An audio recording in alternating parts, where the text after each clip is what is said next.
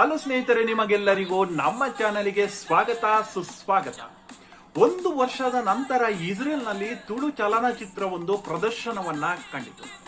ಈ ಚಲನಚಿತ್ರವನ್ನು ವೀಕ್ಷಣೆ ಮಾಡಿದಂತಹ ಚಿತ್ರಾಭಿಮಾನಿಗಳ ಪ್ರತಿಕ್ರಿಯೆ ಏನಿತ್ತು, ಈ ಫಿಲ್ಮ್ ಹೇಗಿತ್ತು, ಎಷ್ಟು ಚಿತ್ರಾಭಿಮಾನಿಗಳ ಮನಸ್ಸನ್ನ ಈ ಫಿಲ್ಮ್ ಗೆದ್ದುಕೊಂಡಿತ್ತು ಎನ್ನುವುದನ್ನ ನಾವು ಈ ವಿಡಿಯೋದಲ್ಲಿ ತಿಳಿದುಕೊಳ್ಳುವಂತಹ ಪ್ರಯತ್ನವನ್ನ ಮಾಡೋಣ.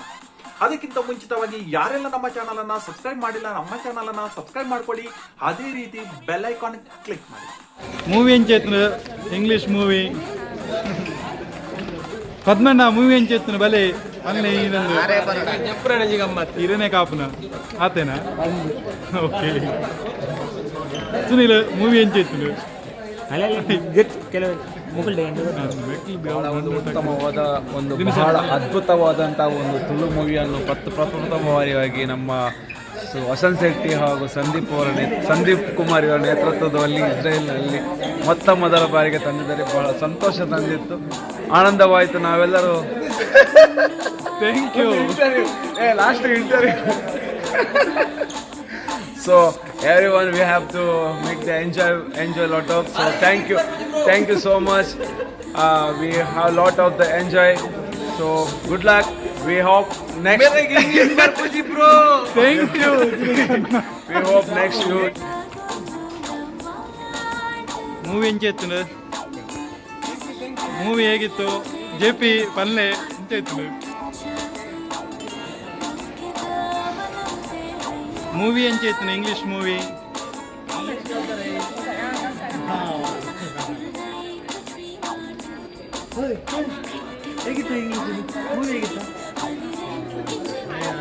ರೂಪೇಶ್ ಇಂಗ್ಲಿಷ್ ಮೂವಿ ಎಂಚೇತನ okay thank you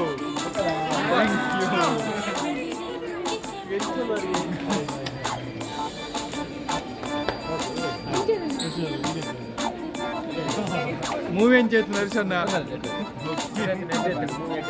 okay okay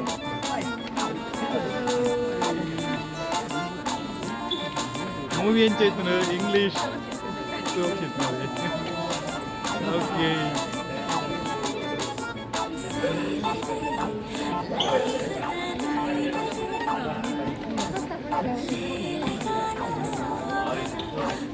hi ಗಿರೀಶಣ್ಣ ಮೂವಿ ಎಂಚೇತನ ಮೂವಿ ಎಂಚೇತನ super okay thank you super thank you super thank you movie ಎಂಚೇತನ ಓಕೆ ಥ್ಯಾಂಕ್ ಯು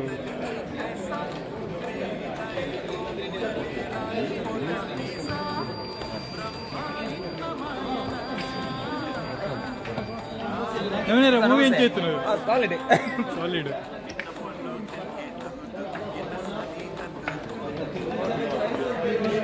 ಇಂಗ್ಲಿಷ್ ಎಂಟು ಬರ್ಪುಜಿ ಬ್ರೋ ತುಳು ಚಲನಚಿತ್ರ ಸೂಪರ್ ಆಗಿತ್ತು, ಸಖತ್ ಆಗಿತ್ತು.